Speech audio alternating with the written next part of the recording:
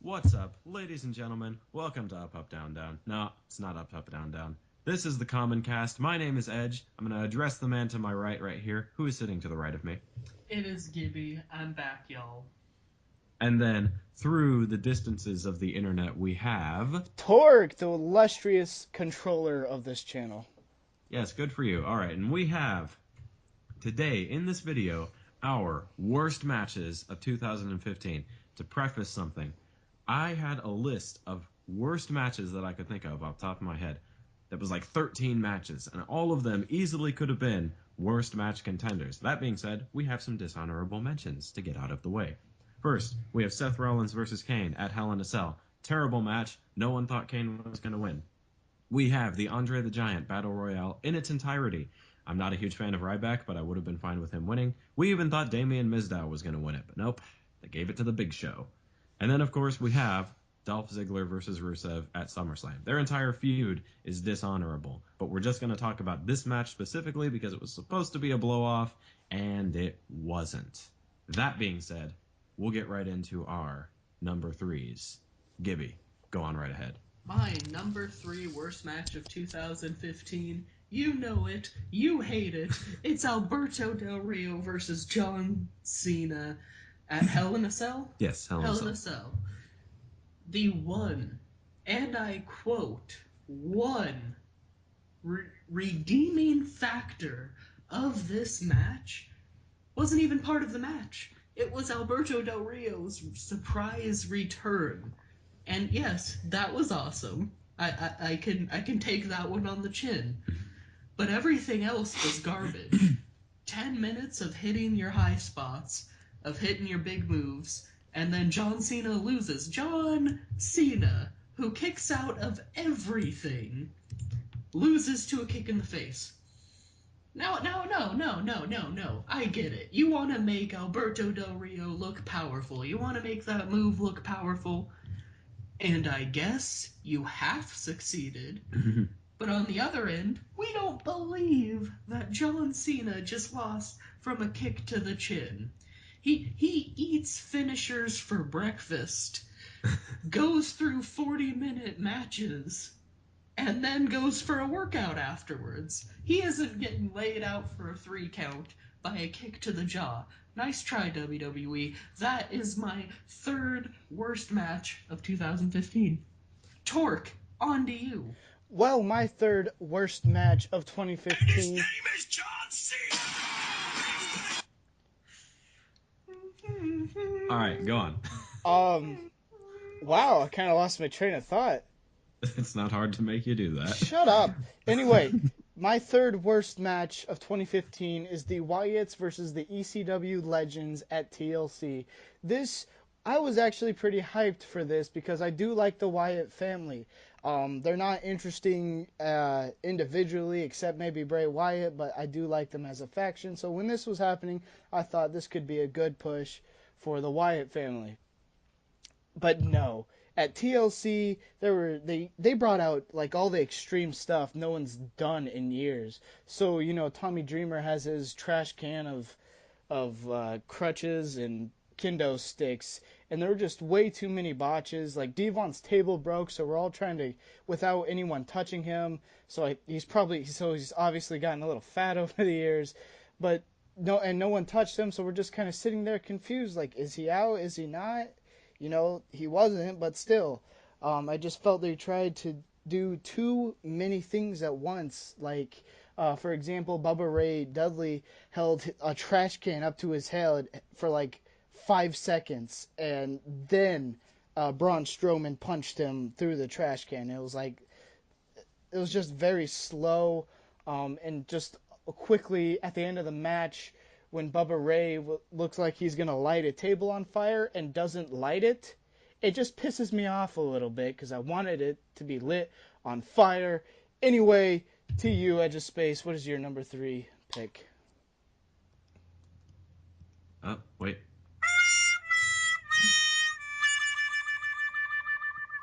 Yeah, if I have to see one more Wyatt Family versus ECW originals, it'll be one more It'll be one too many matches that I have to watch. That being said, my number 3, also deserving of the sound effect, if I can get it to play. It's Dean Ambrose versus Roman Reigns at Survivor Series. The end to this big clusterfuck of a tournament that we had, that we really didn't need the whole tournament. We think, hey, this is a match we haven't seen before. Dean Ambrose versus Roman Reigns. We're like, this might be able to hold up the pay-per-view. It didn't. Within 11 minutes, Roman Reigns had pinned Dean Ambrose, and then the cash-in that happened afterwards, it was just a nightmare, and it ruined this entire pay-per-view, in my humble opinion, in Gibby's humble opinion, in Torque's humble opinion. This is my number 3 pick. That being said, we'll move right along into our number 2s. All right, my number 2 most disappointing match of 2015, and it is the Money in the Bank match at, well, you know, Money in the Bank. All right, I'm overusing that. I'll stop. Thank you. But as fitting as that sound effect is, this match had, you know, a couple redeemable qualities. Neville. It had Neville. Yeah, it had Neville. But you know what it did have? Overused high spots. It has wrestlers. It has wrestlers. Who we know aren't going to win. But the one major redeemable quality, and this is a serious redeemable quality, even though it sounds fake, is that once we saw the ending, we wanted Roman Reigns to win. After Sheamus wins, after Bray Wyatt screws Roman Reigns, we at least go, you know, Roman Reigns winning is a better scenario. And any match where Roman Reigns coming out as a winner is good, you can kind of tell that's a stinker right away. So Money in the Bank match at Money in the Bank pay-per-view is my number 2 worst match of 2015. In fact, how they could have fixed my number 3 worst match, his number 2 worst match, you have Roman Reigns win Money in the Bank, you get to Survivor Series, it's Dean Ambrose versus Sheamus in the end of this tournament, and then right as Sheamus is about to win, you hear that one. Stop it before we get copywritten. I was only going to play just a little da-da. Roman Reigns pins Sheamus, cashes in, and wins. That would have been a better finish to it. That being said, Trevor, your number 2. All right, my number 2 is probably the most forgettable title reign in all of WWE history. Probably. It is the IC Championship Elimination Chamber match between Ryback, Wade Barrett, Sheamus, Mark Henry, Dolph Ziggler, and R-Truth. I mean, you could just look at these competitors and already say Barrett's not going to win it. Sheamus isn't going to win it. Mark Henry's not going to win it. R-Truth isn't going to win it. We knew Ziggler wasn't getting it back, which leaves Ryback, which is not a good fit for any championship whatsoever. Anyway, throughout the match, there was the obvious botch of Mark Henry's pod opening by accident, and he's not knowing what to do. Not to mention, there's only one fight going on at a time with like 4 people in the ring. There's not 2 fights, just one, while Mark Henry spectates. And then not to mention that he broke up a pinfall in an elimination match. You know, what would have made sense is for this big-ass dude to get on top and pin the other guy. And another thing of they had no idea what they were doing was there was a point where all 4 of them just were standing in the ring, and Dolph Ziggler's telling the ref, to Mark Henry and everybody, like, what to do. And the audience is like looking at it for a solid minute and a half of them just standing there trying to figure out what to do. Anyway, and plus at the end, Ryback won it and then held it for like 2 weeks total, maybe? I don't even know. Had a shitty title reign against The Miz and Big Show, and then lost to Kevin Owens. Anyway, that's my number 2 worst match of 2015. All right. My number 2 is the exact same match. That being said, I have a few comments about this. This match is exactly what it looks like the common cast trying to put together a podcast. It's a bit of a mess. And the face that Mark Henry made when his pod busted open is the same face that Torque makes whenever we transition to him, and he doesn't realize we're transitioning to him. That being said, we'll move right into our number ones. Gibby, what's your number one? My number one is so bad. It is such a stinker. You may not even know what pay-per-view I am talking about here. It is almost illustriously ruined. This is a WWE hack job here for this feud. My number one worst match of 2015 is Goldust versus Stardust at Payback. This was supposed to be a big payoff for the Rhodes brothers breaking up. This is supposed to be very much entertaining. So why wouldn't you have it at WrestleMania? Because screw everyone who likes Goldust and Stardust, apparently. So we're gonna give them 10 minutes on Payback to end their rivalry. The slow build breakup they've been doing for 4 months about that they've been building up, and they give it a 10-minute not worth having match, and it is very disappointing. I was very disappointed with it. It wasn't even a good wrestling match. And there you have it. That's my worst match of 2015. And a very bad send-off to Dusty Rhodes, as it was the last time he appeared on WWE television, was for that feud.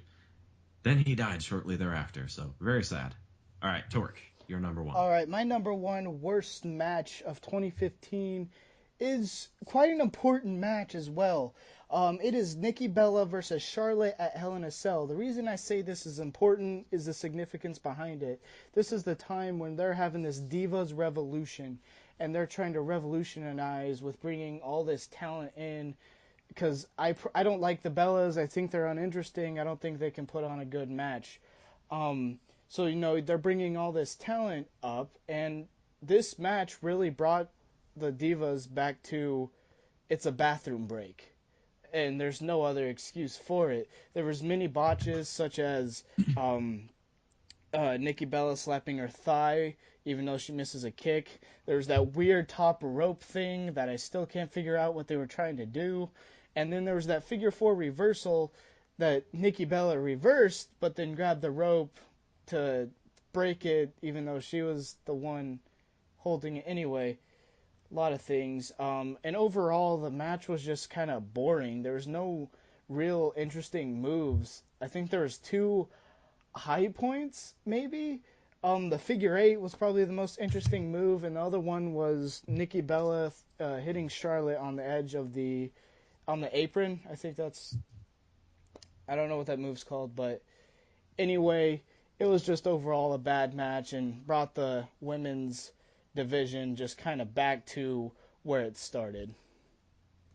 Torque, I just came to the realization that you are the love child of Mark Henry and Sid Vicious. That being said, moving right into my number one, the worst match of 2015. In WWE, the world of pinfalls and submissions, we're going to have 2 guys chained together and they need to touch the 4 turnbuckles. You know this terrible match. It's John Cena versus Rusev at Elimination Chamber. Finishers galore, but not the Accolade, because nobody breaks out of the Accolade. AA's here, AA's there, super kicks here, super kicks there, and then they touch the 4 turnbuckles, and that's the end of it. This match is stupid for its stipulation, and it's stupid because we all knew that Rusev wasn't going to win the title back after Cena took it off of him. So no, this match was not good. No, I was not excited for this match, and no, I don't enjoy it. I think this match is the worst match of 2015, and that is what I believe. That being said, those are our worst matches of 2015. Feel free to give us a like, a subscribe, and comment. What do you think were the worst matches of 2015? I know that a lot of us don't watch TNA. I know there's some stinkers in there. TNA has 1 5-star match in its history, so I don't think that it's going to fill up the rest of its time with 4-star matches. That being said, you want to talk about how terrible Matt Hardy is? Feel free to give us a comment in the bottom. Subscribe to the channel, and we will catch you later.